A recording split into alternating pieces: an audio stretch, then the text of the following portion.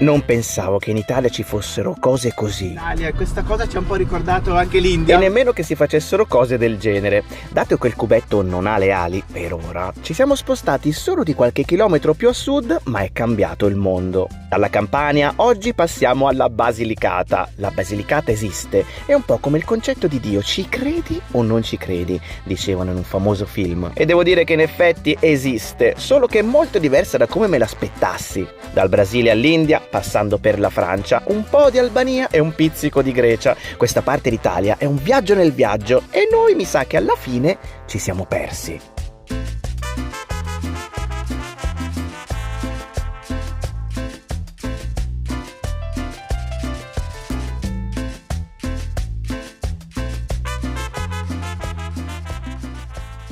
Buongiorno ragazzi, il nostro viaggio in Italia prosegue a bordo del cubetto. Abbiamo appena lasciato la cittadina di Sapri e siamo su questa strada panoramica. Iniziamo dentro una cartolina stamattina, guardate qua che vista super. Da Sapri siamo diretti verso Maratea, quindi cambiamo anche regione perché passiamo dalla Campania alla Basilicata così stamattina, proprio subito via, frizzanti, anche perché ci siamo fatti una doccia. Una doccia calda al porto di Sapri, c'erano le docce e quindi siamo rinati anche noi, c'è anche un sole splendido. Ma hai visto che c'è una torre là sopra? No, non l'avevo vista.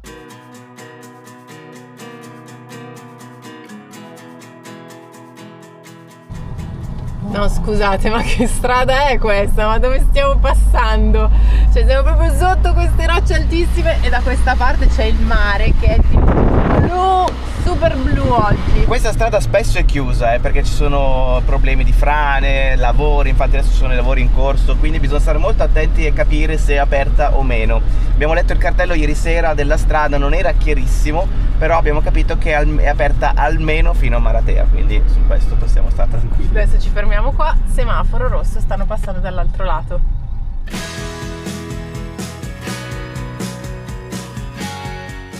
E adesso anche una grotta, però questa è una grotta scavata a mano praticamente. Guarda che roba, proprio dentro la roccia siamo, è molto corta, stanno costruendo una strada principale che sarà tutte gallerie, quindi non sappiamo quando, ma presto purtroppo non ci sarà più questa vista.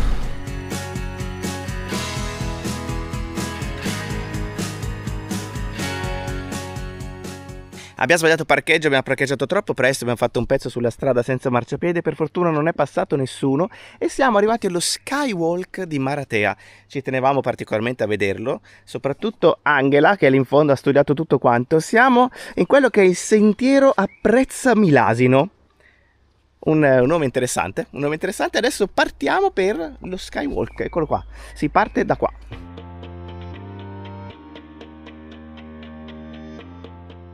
Breve camminata ragazzi e siamo arrivati alla parte clou, che è questa. Si cammina proprio sul vuoto, si può vedere tutto sotto, adesso è un po' bagnata purtroppo, ma si vede tutto, il dirupo sotto, è verso l'abisso. Bellissima questa cosa, incredibile, che roba che hanno fatto.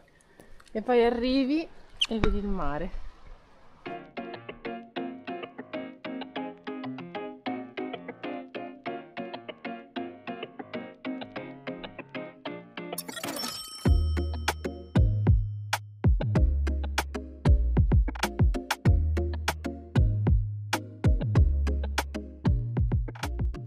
Oggi c'è il mercato qui a Maratea e quindi facciamo un giro anche al mercato, che però è piccolino, c'è addirittura il baccalà, vero baccalà.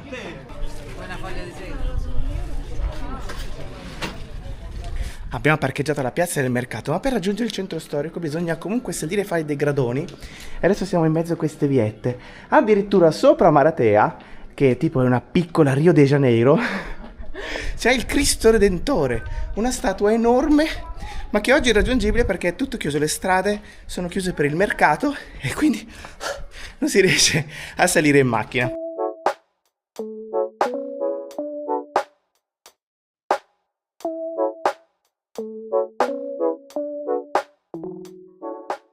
No, in realtà non c'è solo un mercato, ma oggi c'è proprio un'intera festa, ragazzi, la festa di San Biagio, che è il patrono di Maratea. Siamo capitati proprio il giorno della festa e infatti tutto il centro storico è addobbato con le luminarie che sono già accese. anche di giorno e c'è un sacco di gente in giro in questo momento nel centro. Ma che bella che è, tutta su più livelli questa Maratea. Là sopra si vede il campanile con l'orologio.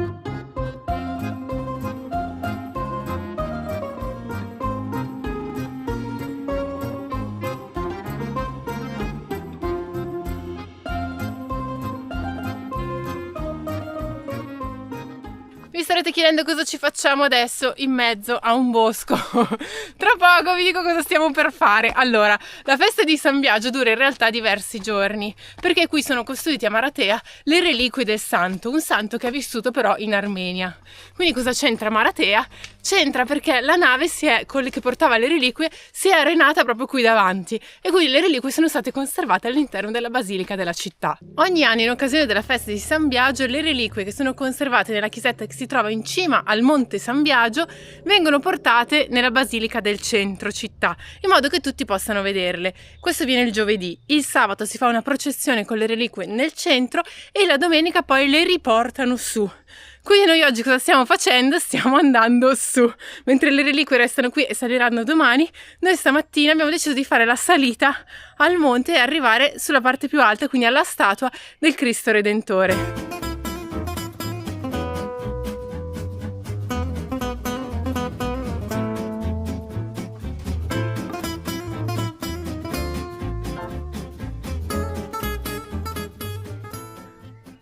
La salita passa tutta in mezzo al bosco e sono una serie di tornanti su questo sentiero sterrato e ragazzi ormai sembra una nostra tradizione che la mattina ci facciamo la doccia e poi facciamo ste scarpinate, quindi rendiamo tutto inutile insomma.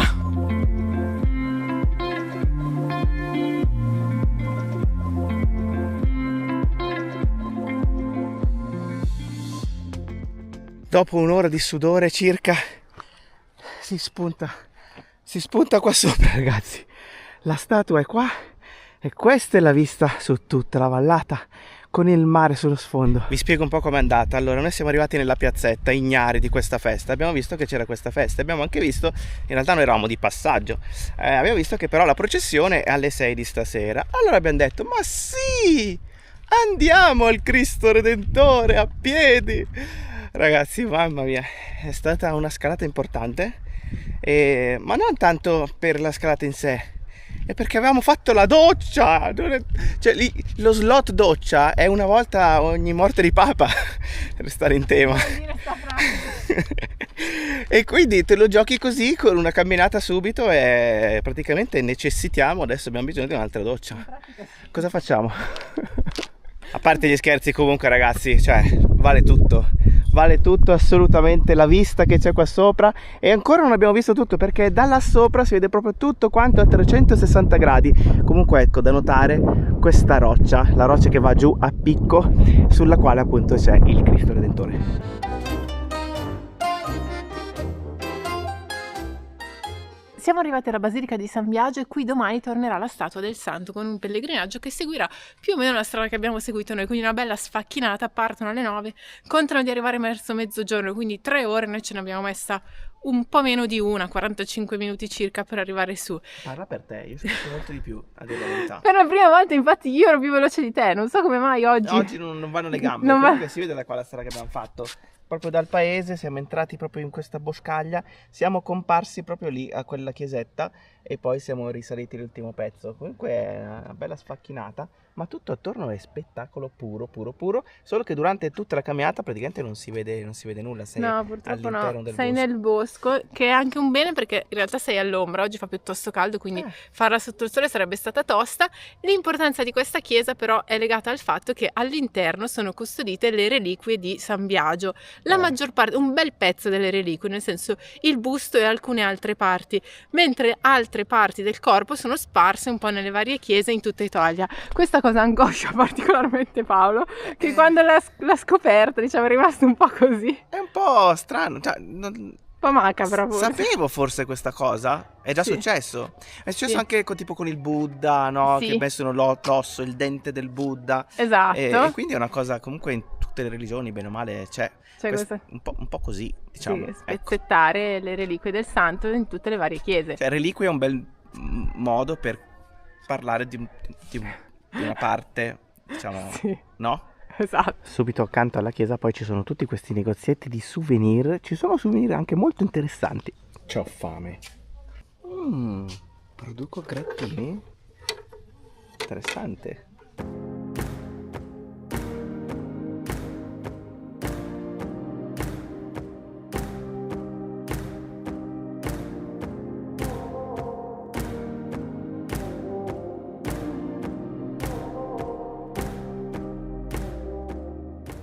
Alle mie spalle, ragazzi, la statua del Cristo Redentore è una statua che ha tante cose che la rendono caratteristica. Prima di tutto, magari qualcuno se lo ricorda, è sulla locantina del film Basilicata Coast to Coast, che ha anche reso molto celebre questa regione. Magari molti l'avrete visto, io me lo ricordo proprio questo viaggio di questi ragazzi che attraversano proprio questa regione. Ma poi altre cose. Allora, prima di tutto è una delle statue più alte di tutta Italia, perché non si direbbe, ma è alta 21 metri e le braccia del Cristo sono larghe 19 metri, tantissimo, la sua faccia è 3 metri, cioè una roba enorme. E adesso che stiamo andando più sotto ce ne rendiamo ancora più conto. È stata costruita nel 1963 da un architetto fiorentino, Innocenti, e è costituita da un miscuglio tra cemento e marmo. Altra cosa che la rende unica è come viene rappresentato il Cristo in questo caso. Non è la rappresentazione classica, quella con i capelli lunghi, la barba lunga. Qui ha i capelli corti e la barba è solamente accennata, ma soprattutto ha queste braccia aperte, no? In funzione di preghiera del Padre Nostro, e una specie di mantello. Questa scelta è stata fatta perché il Cristo guarda verso l'interno, verso la Basilica di San Biagio, ma in realtà se tu lo vedi dal mare, quindi dai i naviganti da sotto, non riescono bene a capire che direzione è il volto, quindi sembra contemporaneamente rivolto verso il mare e verso l'interno.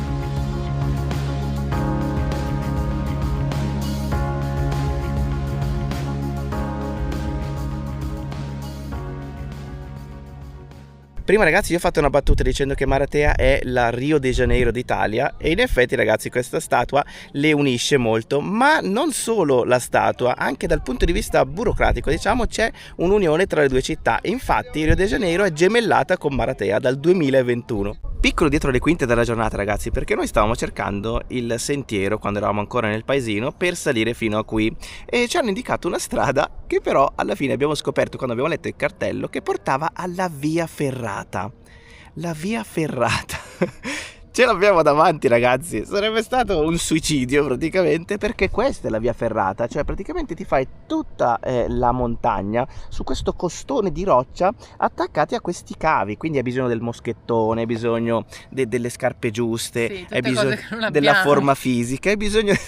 Cioè praticamente il signore che ce l'ha detto, sì, provate, è divertente, sì. Sì, servono solo delle buone gambe. Ma che gambe? No!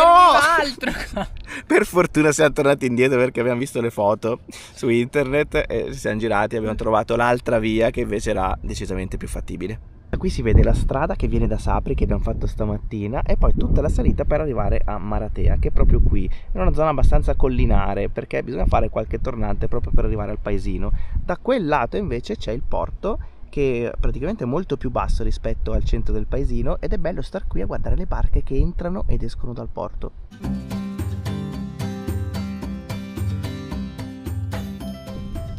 Stavamo iniziando la discesa, ma ragazzi, abbiamo visto questo bellissimo furgoncino che vende tutta la frutta proprio sotto la roccia.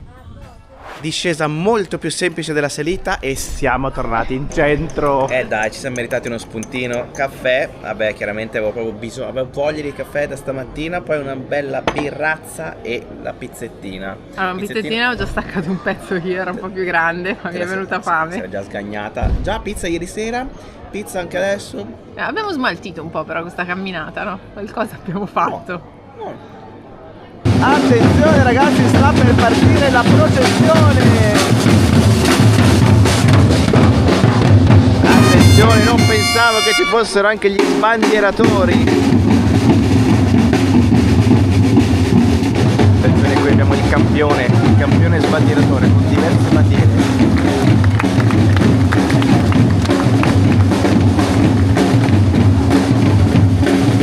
Siamo alle fasi finali.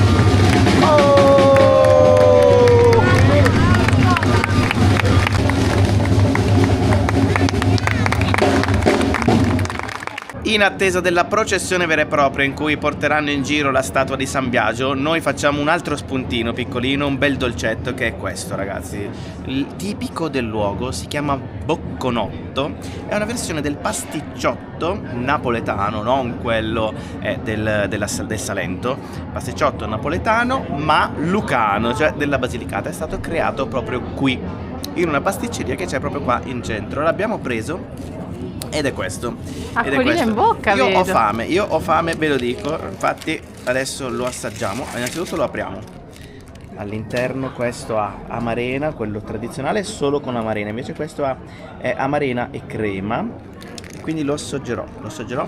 Mi butterò in questa cosa. Lavoro duro, ma qualcuno deve pur farlo, no? Me lo aspettavo più fragrante. Per mettere sottotitoli? Invece è più morbido di quanto mi aspettassi. È più morbido del pasticciotto leccese, che invece è un pochino più croccantino. È anche più carico forse, no? Quello là. Questo è un pochino più vuoto. Com'è? È buono. È buonissimo. Oh, lasciami metà, Lo lascio metà. Ci sta proprio. Sta bene la crema con l'amarena. Delizioso. E adesso la banda.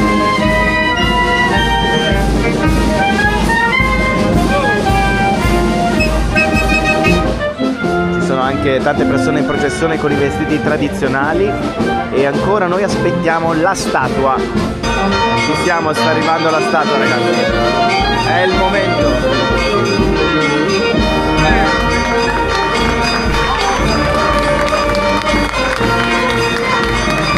Sta uscendo proprio adesso la statua, adesso inizia la processione ufficialmente, momento delicato perché devono scendere le scale, tutto a posto, inizia adesso la processione al centro qua di Maratea.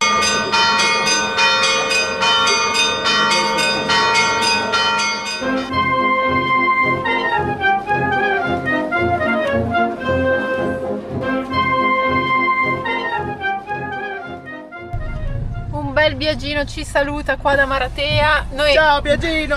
Noi proseguiamo verso sud, abbiamo lasciato la città, la processione, tutti in festa, sono partiti pure i fuochi di giorno, però noi andiamo, continuiamo. Che bello comunque, ragazzi, noi era tantissimo tempo che non veniamo in Italia e questa cosa ci ha un po' ricordato anche l'India, perché anche lì portano in giro tutti i vari dei. Sì, tutte le statue delle divinità, c'è la musica, c'è chi suona. Quasi allo stesso modo, chiaramente in modo molto diverso, ci sono due stili totalmente diversi, ma il succo è sempre quello, quindi sì. Che roba, wow.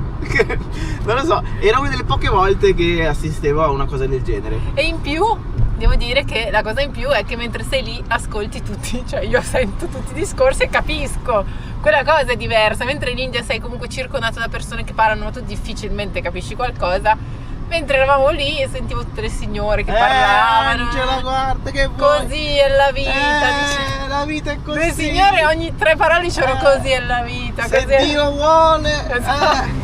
Siamo fortunati che la salute. Esatto, questa è l'Italia, questa è l'Italia.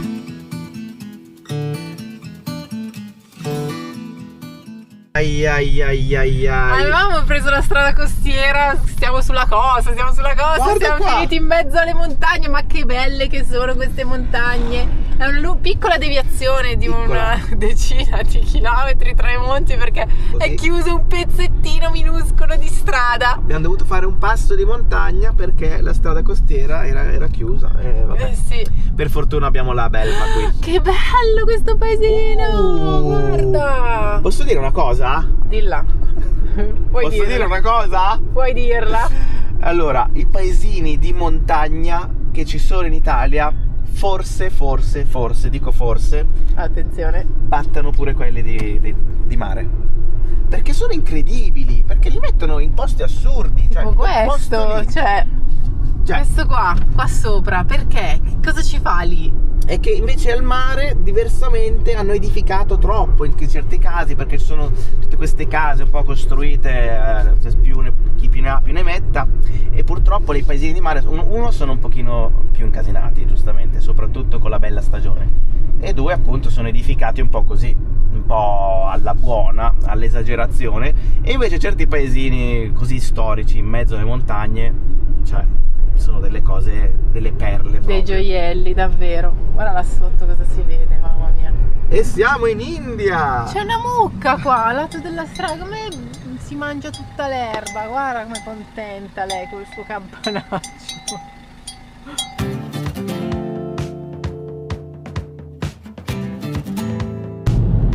Adesso abbiamo ripreso la strada principale che torna verso il mare e da questo lato è Basilicata, invece dall'altro lato, quindi le altre montagne che abbiamo alla nostra sinistra in questo momento sono Calabria, quindi c'è proprio il fiume qui sotto che segna il confine tra queste due regioni.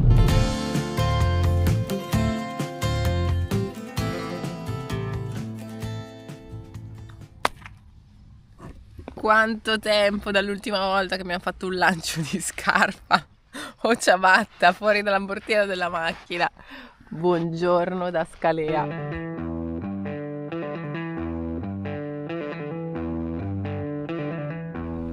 Un cartello in doppia lingua ci dà il benvenuto a Guardia Piemontese. Abbiamo lasciato la costa, siamo saliti nella strada che si è inerpicata sul monte e siamo adesso in questo paesino piccolino piccolino che è qua sui monti di fronte al mare.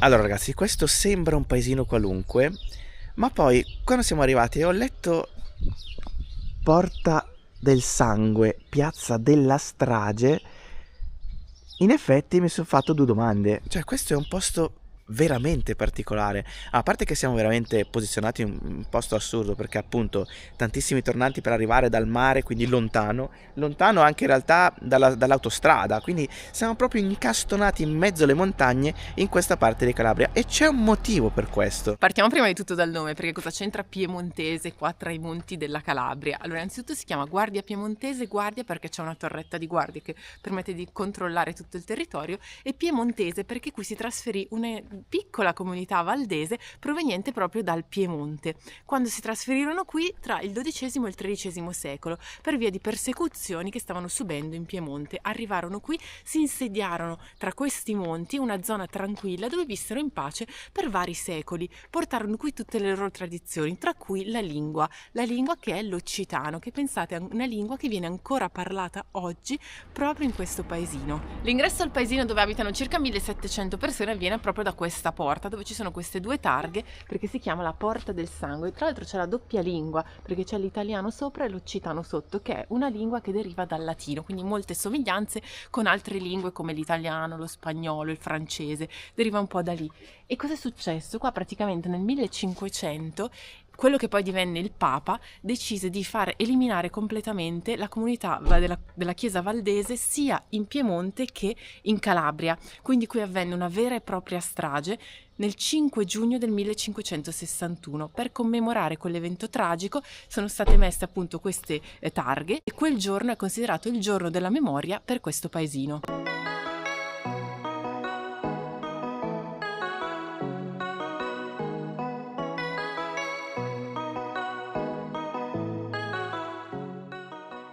Tutti i cartelli che indicano le vie sono sempre in doppia lingua. Particolare ragazzi la visita, perché sembra quasi che non ci sia nessuno. Poi la giornata è un po' così oggi, è un po' grigia, quindi aggiunge quella parte un po' misteriosa. Adesso siamo arrivati alla torre, la torre di guardia. Questa è la torre tutta in pietra che dà appunto il nome al paesino, è stata costruita nell'XI secolo e da questa parte invece c'è la vista sul mare e si vede tutta la parte nord della costa, che è praticamente quella che abbiamo percorso per arrivare fino a qui. E là sotto invece c'è la parte marina sempre di Guardia Piemontese. Ammetto che non mi veniva il nome, perché Guardia Piemontese mi sembra più il nome di un paesino che si trova nel nord Italia, invece siamo proprio in Calabria, nel nord della Calabria.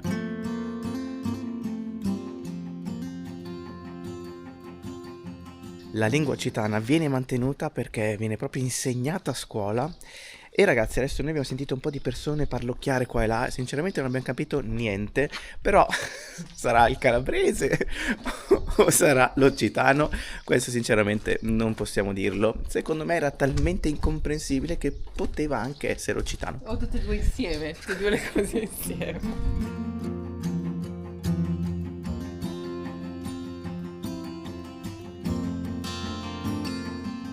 Io sono all'aria aperta, no? Da là in più, ma c'è una bella Madonnina, ma se c'erano i paesi, è all'antica. C'è Padre Pio, ve l'ha tutta la mano, ma qua non c'è niente. Si è messo a piovere purtroppo, ma noi abbiamo avuto il tempo e la fortuna di fare 4 chiacchiere con la signora che abita proprio qui vicino dove abbiamo parcheggiato. Signora patrimonio dell'UNESCO, veramente Davvero. fantastica. Allora, vive qui da tutta la vita. Parla anche l'occitano e il dialetto calabrese, che comunque facciamo molta fatica a capire, perché ci sono qualche parola un po' italiana, ma per il resto è difficile. Quel poco che abbiamo capito è che praticamente il paesino è un paesino all'antica e ci sono pochissime attività e quindi è un paesino veramente bello isolato, Ecco, da sì. tanti punti di vista. C'è solo una signora tedesca che fa il pane e il caffè e basta. Che però è chiusa adesso, noi volevamo andare a bere il caffè lì ma è chiusa e l'abbiamo incontrata in giro per il paesino, questa signora, tra l'altro simpatica, anche lei ci parlava in inglese perché la signora parla solo tedesco invece, quindi me la immagino i discorsi che fa con questa signora che parla calabrese, deve essere bellissima questa cosa. Madonna, che roba particolare, veramente. E Sì. poi la signora ha detto che deve fare sempre avanti e indietro con la macchina, però ha detto che adesso non lo fa più come prima perché devi prendere la macchina, salire, scendere, ho una certa età, una certa età. Esatto. E quindi pensa che robe Che che roba. Tra esistono. l'altro ragazzi ne abbiamo detto questa cosa, l'occitano è una delle 3 minoranze linguistiche che sono riconosciute in Calabria, oltre al grecanico e all'arberesce, Arberesce. che è praticamente parlato dagli italo-albanesi, quindi queste 3 minoranze linguistiche sono riconosciute addirittura nella Costituzione italiana.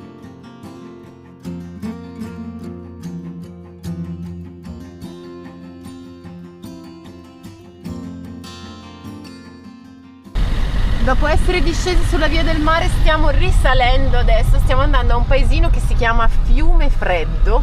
Anche Sali, qui scendi continuo. sì, un bel po' di tornanti, tutti questi paesini che sono proprio messi lì dove non ti aspetteresti mai. E attenzione perché lì svetta Guarda, una statuetta di Cristo, anche in questo caso è miniatura. versione miniatura.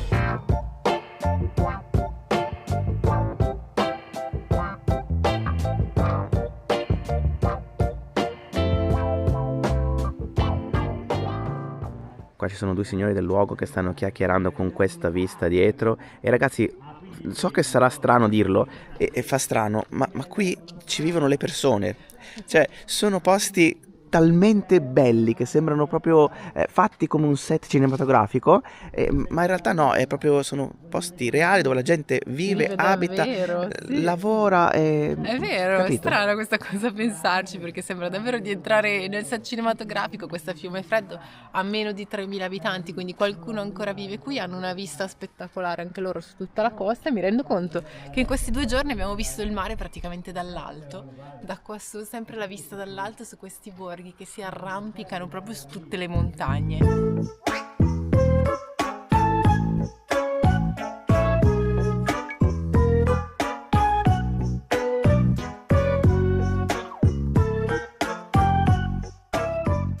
Momento Giacobbo ragazzi e chiudiamo il video con un mistero.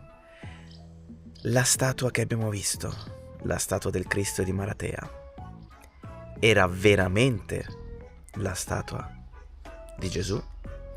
E con questo mistero ragazzi noi vi salutiamo, mi raccomando se non l'avete ancora fatto iscrivetevi al canale subitissimissimo e noi ci vediamo al prossimo video. Alla prossima ragazzi! Ciao!